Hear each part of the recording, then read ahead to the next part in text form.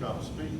I'm surprised there's not some kind of disclaimer up on the screen already that anything he says or does is not necessary for reviews of this society. So when I first started thinking about what I was going to speak about, I did a lot of research. And then it occurred to me that I don't think there's anything that I could tell this esteemed audience that they do not know or I may bring back to your remembrance. So then I would spend 1 hour of just doing refreshing on subjects you already know. But then I realized there's not too many people in the state who even know Native Americans exist, much less have a history. And so I challenged myself to go back and rethink what I was going to talk about today. And I decided I would certainly touch on the areas first that would be new to you, and then challenge your thinking process to accept new ideas and viewpoints. So that is my goal of what I want to do today. Today, some American Indians call themselves Indians. Others dislike the words. The main objection that Indian hides the true identity and true names of a widely differing cultures. But we all need to be able to compare white against Indian in some generality, or the European or the invader. So I will use the word Indian sparingly, but prefer to use Native American to describe my ancestors and myself. These are not the only loaded words. A whole vocabulary is sitting out there of loaded words. Think about it for a moment. Whites are soldiers. Indians are warriors. Whites live in towns. Indian lives in villages. Whites have kings and generals. Indians have chiefs. And in my culture, they're called Mingos. Whites have states. Indians have tribes. Indians have the ghost dance, which is our dance to honor the dead or before you die. Whites have eschatology, or the theory concerned with the death and the afterlife. White men who rise to protect their property are called patriots. Indians who do the same are called massacres. The patriots' victories are called battles, and all Indian victories are called massacres. So before you start throwing water bottles, let me say, here in South Carolina Indians enjoy a warm environment between the different cultures in the state. To most South Carolinians, Indians are to be praised, are to be honored, are to be looked after, and somewhat in a very respectable manner. We do enjoy that climate in the state.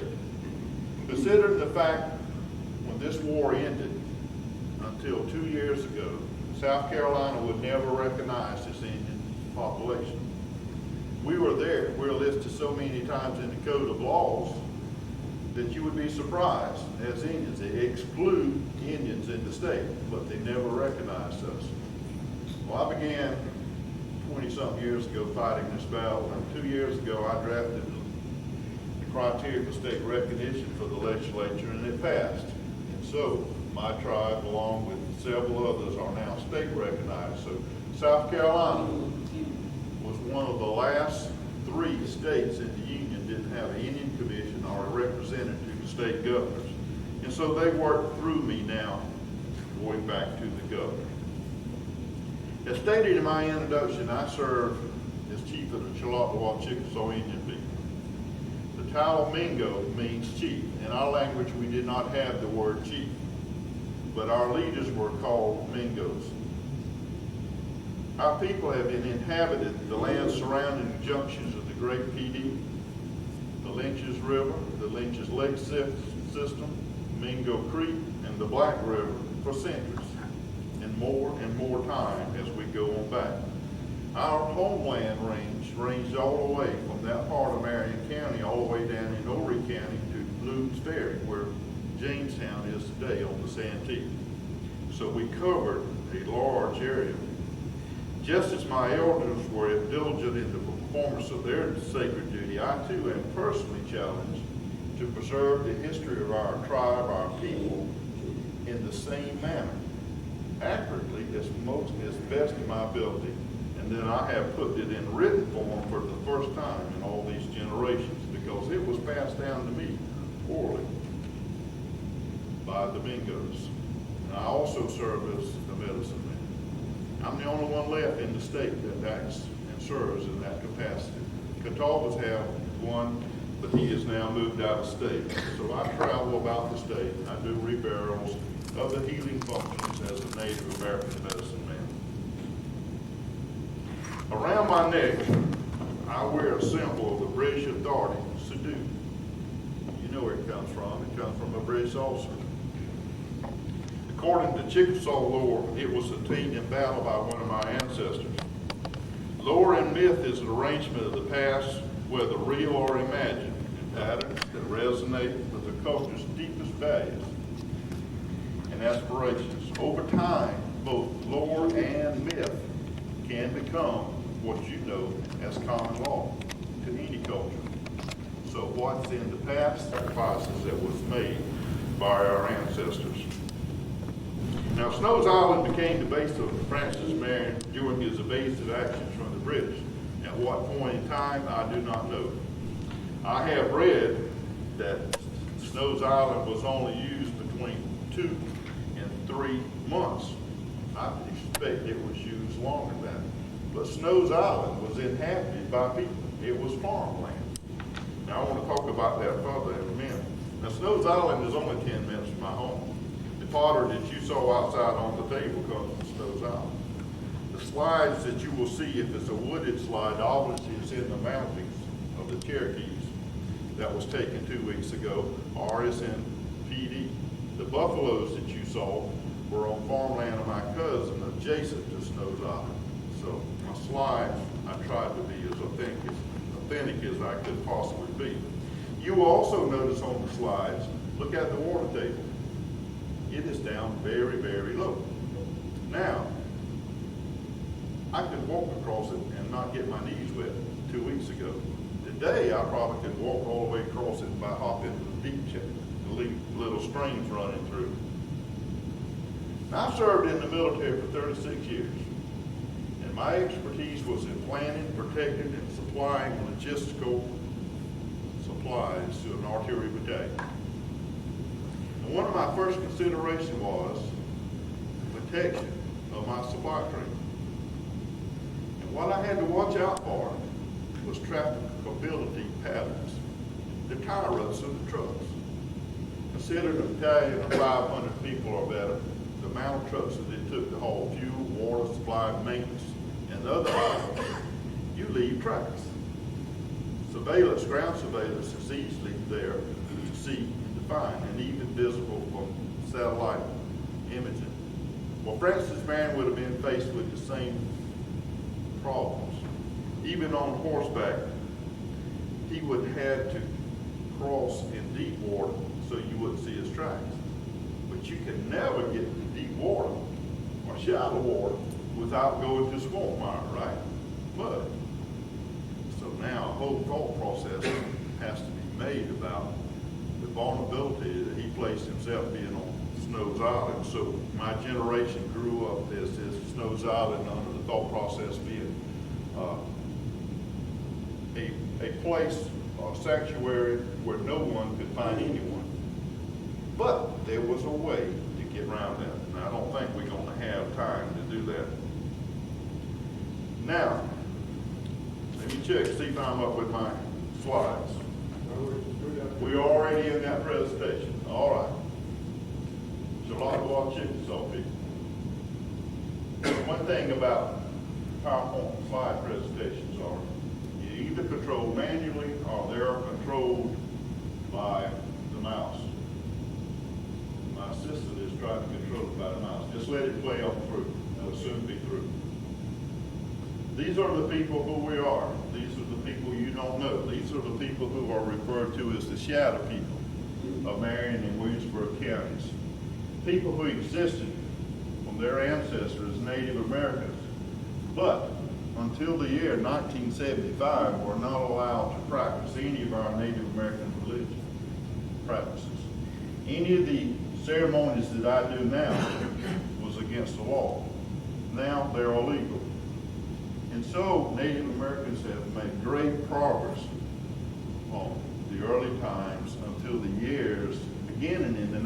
1970s. Then we began to see more and more tribal people in the state come out. This picture was taken on the first inaugural powwow on Washington Square at the state capitol that ever been conducted.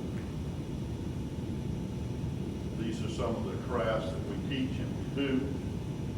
This is Vernon here. The image is up there.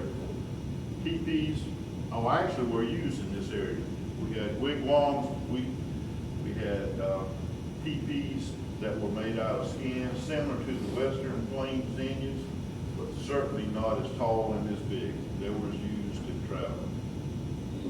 Our council house, 7-sided council house, tribal business is conducted there.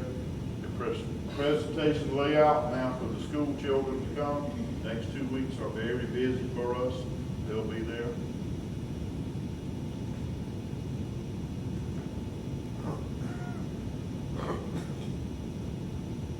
I noticed all of y'all looking at the screens longer, and I said, I know they're not reading that one slide. But we're going to try to catch up with the slides.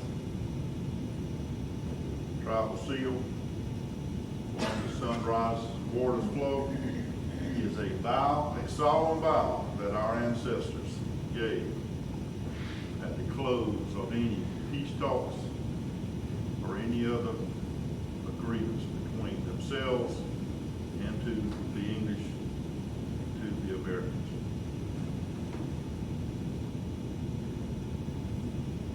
Now, click on that hyperlink on the right corner there, and we pick up here. According to Chickasaw lore, our ancestors served General Francis Marion and his forces as scouts, marksmen, and support personnel. Now, our validation to this lore, this is where the lore comes from, is in 2 paintings by John Blake White of Francis Marion on Snows Island, that you see here entertaining the British officer. He's offering him sweet potatoes. Now, my friend, Dr. Truelock, has written an article, many of you may have saw that, challenging who actually was presenting potatoes and why this picture was here. It's interesting to note no portraits of Francis Marion was painted while he was alive. So, the knowledge is here gained. But there are 2 important paintings. This is one, this depicts Francis Marion, whatever. Person in the background that has a feather in his hat. It is better defined in the mural that hangs on the state grounds, in the state capitol of Marion's camp. Now, there are many depictions of this, but in the background of that picture, when you're at the state ground, you will see a Native American standing in the right-hand side, 2 feathers in his hair. And I'm going to challenge you with this. Due to the fact that Francis Marion got his army experience fighting Indians and his admiration for their ability in warfare and survival and in travel, that it is not surprising that he did use all the resources available to him to do that. I can tell you one thing. If you know your Francis Marion history, you know about the Gap in the Great Smoky Mountains. The Gap was a very valuable teaching lesson to Francis Marion because he got his tail kicked there by the Cherokees. And it impressed him all his life. But I have another, as an individual, I have another emotional tie to General Francis Marion that extends beyond my ancestors participating in the American Revolution under him as their leader. For 5 years in the military, for most of those 36 years, I served with the 4th and 178 Artillery, as I said earlier, which logged more combat hours in World War II than any other reserve unit. It is the only unit, Army unit in South Carolina, that has been designated by the Army to have a secondary title, and it's called the Swamp Fox Battalion. In the late 1990s, the Army saw fit to deactivate the battalion. In solemn commemoration of this event, we went to the graveside of Francis Marion and we buried the colors there. It was a sad day. 2 years later, the Army saw the wisdom of activating this battalion again because of Gulf War issues, and we were reactivated. We had switched to combat engineers. We went back to Swamp Fox Battalion, and our logo then, as it is now, was tried and true. And so, in like manner, we went back to the graveside where he was buried, and we uncovered the battalion colors that still flies. The drums of war stirred the hearts of the inhabitants of Indiantown during the American Revolution.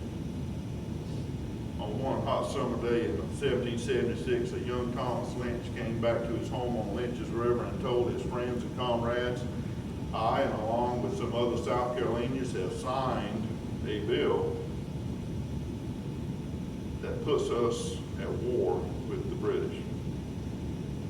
Declaration of Independence on that July the 4th set into motion a series of events that would affect all South Carolinians. General Francis Marion took command of the Williamsburg Battalion on Lynch's Creek. I live on Lynch's Lake system. Tribal ground covers this area. So we have another tie there.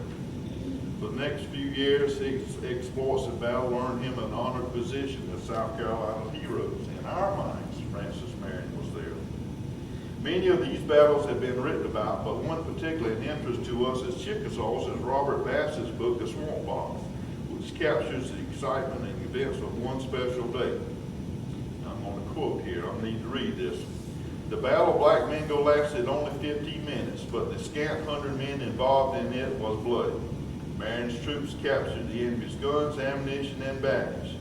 Their triumph, however, was the capture of the blooded horses of the Tories, strong-boned Chickasaw ponies. Bet you never heard of Chickasaw ponies. Raised in the limestone pastures around the springs of Utah. Among these was a spirited sorrel gelding that had been Colonel Ball's charge. Marion cleaned the horse, bridle, and saddle of his defeated rival. With pluckish humor, he renamed his steed Ball, and a terrifying symbol rode him ever after in his campaigns to eastern South Carolina. Chickasaw ponies then, as of now, became the ancestral link which you know as the quarter horses. Very sought after breed of ponies. General Marion was quite a woodsman and received much praise for his uncanny ability to evade capture and detection during the war, as stated earlier. William Simmons, in his book, The Life of Francis Marion, writes, when he, Marion himself, or any of his party left the island, which is Nose Island, upon an expedition, they advanced on a long, not beaten path. He had, quote, the Indian faculty in perfection of gathering his course from the sun, from the stars, from the bark and tops of trees, and such other natural guides as the woodsman inquires only through long and watchful experience. The stream will cross sometimes where it was deepest. On such occasion, the party swam their horses, Marion himself leading the way, though he himself was unable to swim. He rode a famous horse called Ball. The animal was a sorrel of high, generous blood and took to the water as born in it. The horses of the brigade soon learned to follow him as naturally as the riders followed their master. Quite a story painted about General Marion concerned here and his unusual Indian abilities. Was it true that he somehow achieved the mystical status of an Indian, or as a true swamp fox? I challenge you to consider that much has been added to the abilities by history over time to Francis Marion. Considering the fact that he came from a wealthy family, lived in a plantation home, had servants who worked for him, who prepared his horse to ride, and during his campaign still had his aides to help him.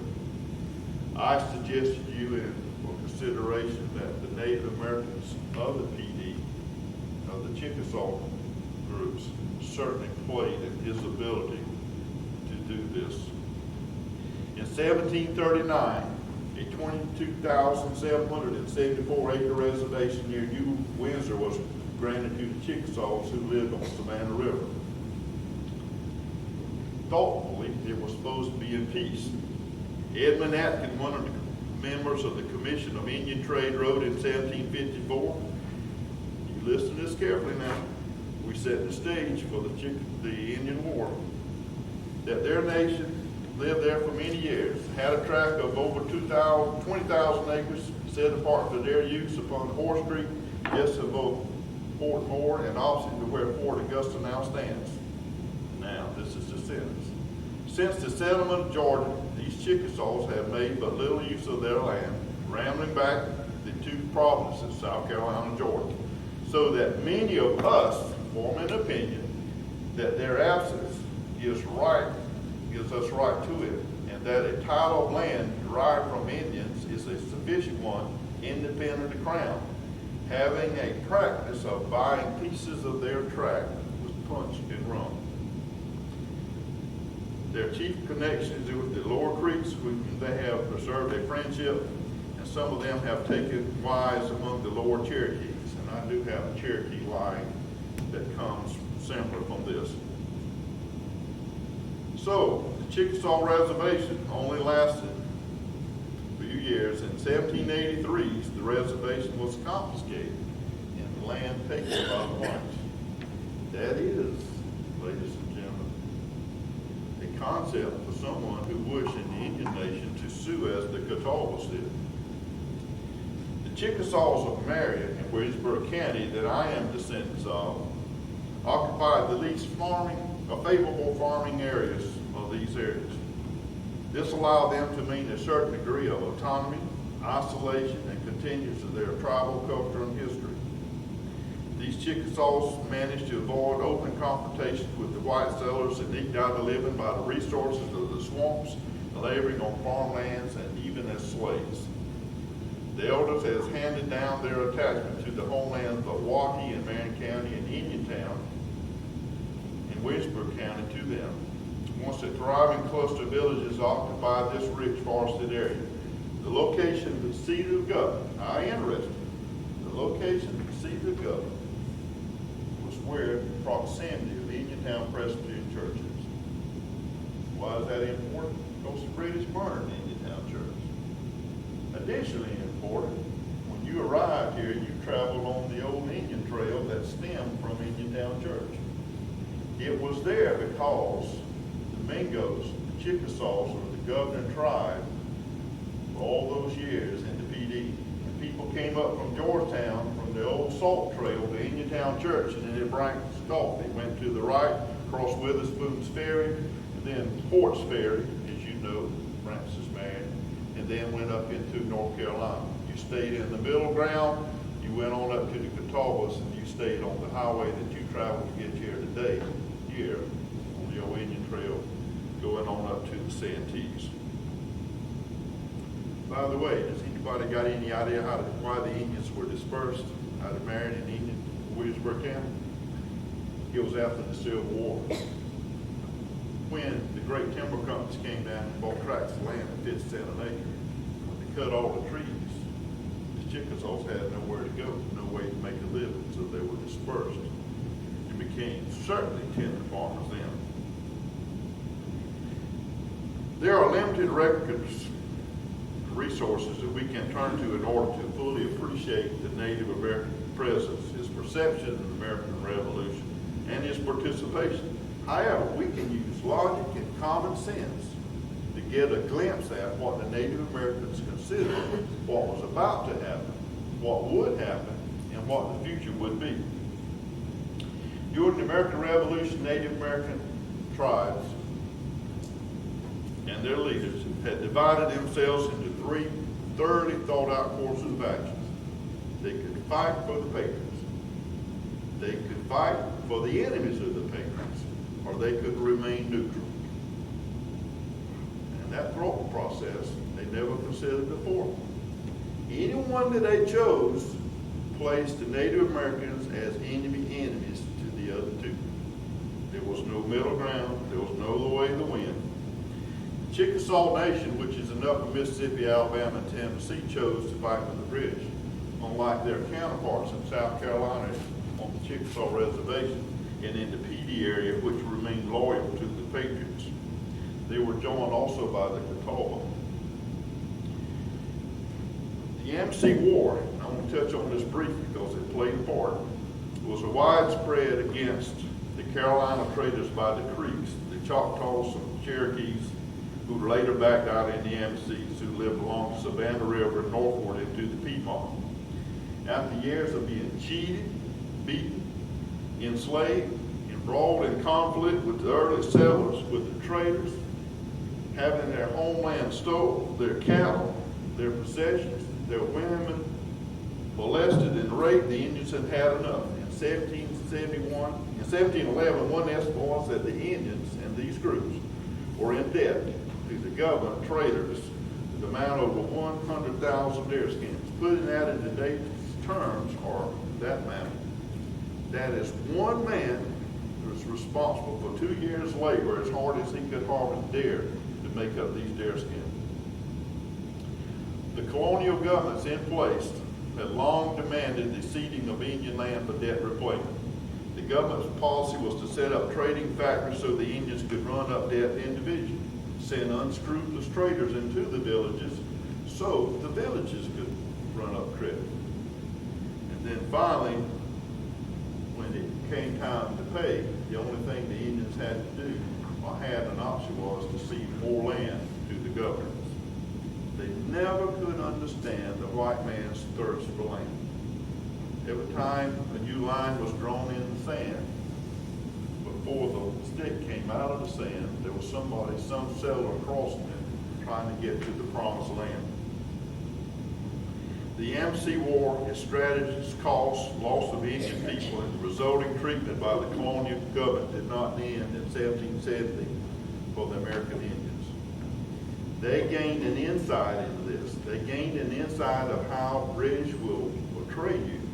They will support you. They will cause one tribe to be one against the other. But when it comes to the crunch, they will abandon you, because their whole purpose is to annihilate you. Unfortunately for the Yamassees, they were reduced to immediate consideration, and they walked into history as a beaten people. Only the Chickasaw nations, contrary to what you hear, was never beaten. Now you hear the Seminoles never were beaten, but the Chickasaw nation was also. Now, after years of this knowledge being handed down, the Cherokees took notice of the Yamasee War and began plans to enter a peaceful relationship with the French, the colonists, the English, and the Spanish. Much to the dismay of the early South Carolina government, they began to play a shell game. Who is best at today's time? The 7 Years' War, or the Great War for Empire between Britain and France, 1753 to 63, was called the French and Indian War in North America. In 1759, the Cherokees were angry because the Virginians fleeing from that war were beginning to be pushed down into the Carolinas and the Georgias and settling there on Cherokee land, much to their protest to the governments. The Cherokees attacked some of these people in January of 1760. The French tried to persuade the Creeks to go with them, but they wouldn't do it. There tried to be a treaty between the Creeks and the Cherokees, but you remember that blood that was spilled between the two, and they wouldn't do it. In mid-August, the Overhills Cherokees attacked and captured Fort Loudoun in what perhaps became the greatest Indian military victory in colonial periods. And I want to mention that if any of you in the histories studying of South Carolina archives, those Indian things, you will run across the letters of Captain Raymond DeMere, which was the original commander of that fort. Had Governor Glenn listened to his warnings, the Cherokees never would have entered into the war. He was a brilliant man. He understood the Cherokees' position very well, but he was not listening. In frustration, he asked that he be replaced, and so his brother Paul DeMere replaced him. 2 years later, he ended up as a casualty. In the inland areas of the South, even more powerful Indian nations existed than there was in the North, in the 7 or 8 great Indian nations.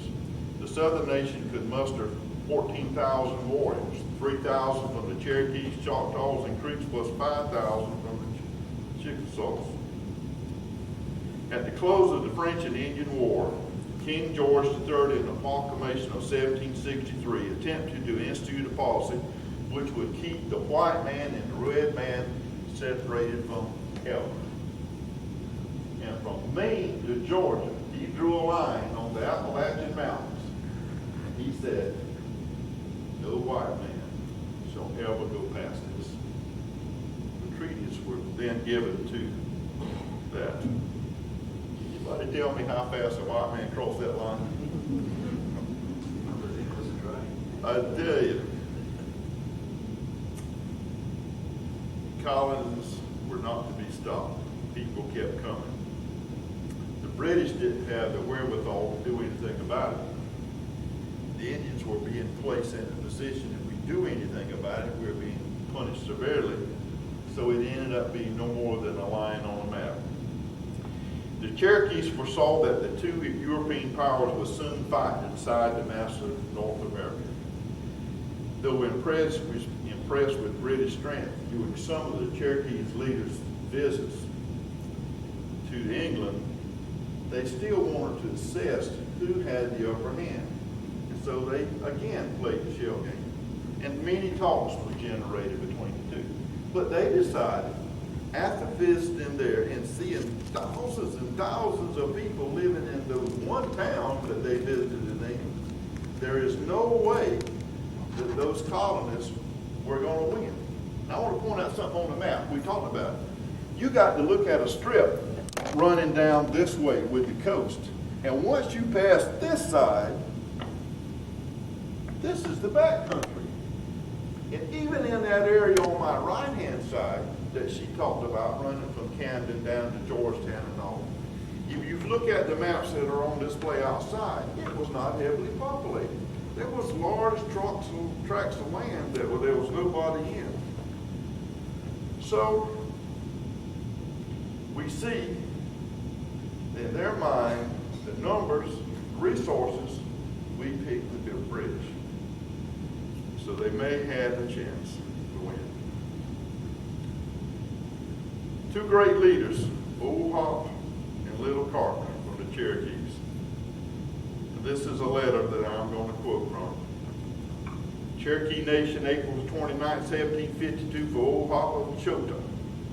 I look every day to the rising sun with my brother, Governor Glenn, lives close by the great water. When I was a little boy, the white people began to settle thick in this country, and all the ground from this to that was ours. But now I find we are disbarred from it. The lower townspeople received some presents and consideration for it, but neither I nor my people living in the mother town of all called Chota ever got anything. The great king's talk is still in our townhouse in writing. In that talk he desired us to be kind and good to his people, and accordingly we were well supplied for some time, for which reasons we assisted the white people in the Tuscarora War. As to Little Carter, he is my relationship, and I never heard any bad talk about him, except for perhaps when he might have had too much rum. The Cherokees thought that they had sealed an agreement here that would make them forever indebted by the British. It only lasted 4 years. I'm going to switch over now to the next slide. I'm running out of time. The French and Indian War went badly at first. The Commander-in-Chief General Edward Bradcock, an arrogant drunkard from the old country, alienated both colonists and native allies alike. He was beaten in his military battle. The only survivor at Pittsburgh was a young colonial officer named George Washington, then a rising star in his mid-20s. Washington understood the value of the Indian troops. They are more serviceable and twice their number of white men, he wrote. If they return to their nation, no words can tell how much they will be missed. Relationships between the Cherokees and the British was mishandled from the very beginning. Old Hop and Little Carter learned that on the Virginia backcountry, those frontier people who were fighting with the British had begun scalping Cherokee braves. Now the French were paying a bounty for scalps. So the British felt it was in the best interest of everybody if they too started paying for scalps of the Native Americans. And so the British justified their scalping on the usual grounds of war atrocities, a barbarous method introduced by the French, which they were obligated to follow. Throughout 1758, the Cherokee troops fought beside the Virginians, but the Allies was uneasy. Many military men were frontier criminals who despised the Indians. Early in 1759, the commander of Fort Prince George that had been built in the Cherokee land in South Carolina, supposedly guarding Kiwi civilians, took part in a drunken rape of Indian women. Young Cherokees killed frontier settlers in revenge. The British might have overlooked this if they were still losing, but since they were at that point thought they were winning the war, they took this not into consideration. The Cherokees tried to make peace. There was no peace to be made. Militia was ordered out. Governor William Littleton, who had seized Glenn, was unimpressed with their peace treaties. He seized the Cherokee ambassadors, threw them in a cell, 30 of them, no bigger than that usually would hold 6 prisoners, wouldn't feed them, wouldn't give them water, and he kept them there. There was a skirmish outside the fort with some Native Americans. The British took matters in their own hand after the captain was killed that had been charged with the rape of the women. Went inside and killed every Cherokee ambassador that was in that cell. This is the start of the Cherokee War. 2, the British Code of Conduct did not apply other than white people. An outrage was unpardonable in the Cherokee's eyes because the dead were ambassadors. An eye for an eye. To an Indian, it had to be avenged, and therefore it was. Let's move on down now. I want to tell you how the story ends. You know that the Cherokees did fight. After the war was over, there was no consideration of the Cherokee Nation. In fact, it spelled the end and demise of their importance. But the early colonists did take that in consideration, and some peace efforts was trying to be made. And we're going to advance through the slides. I got a couple more I want to show you before my time runs out, so if you would. The great being gave us this land, but the white people seemed to want to drive us from it. This was a famous Cherokee chief that took part in that consideration. This is the one that the British let go back to tell Old Hawk that he was not going to release the other 29 ambassadors. Next slide, please. Treaties were expedients by which ignorant, intractable, and savage people were induced to yield up what civilized people had the right to possess. George Gilpin, governor of Georgia. Snows Island. In the background, you can see the water table on this side. Wait now. Please go ahead on to the other ones. Huge trees still on that. I have good friends who have logged there for years and years, taking out the fallen cypress. And I have seen many trees come out of there that had been chopped down with stone axes and had fallen into the water to make canoes. Quick tour. This is some of the fodder you see that was on the front table outside. My daughter-in-law, she is gathering pottery shards there. This is a trash site up on the hill where they're throwing it down. Snows Island, the old pier. There's a bridge right on your right. The only bridge still remaining for the logging company to get on Snows Island. You can see some of the old pilings there where the original is. That concludes. There's a saying of the Chiloctawa Chickasaw people, walk easy and enjoy your day in the sun. I've certainly enjoyed being here today. There's a vast amount of information out there about the Indian participation in that. We didn't even touch all of it, but we were limited to an hour, so I wanted to kind of prioritize those efforts. So I think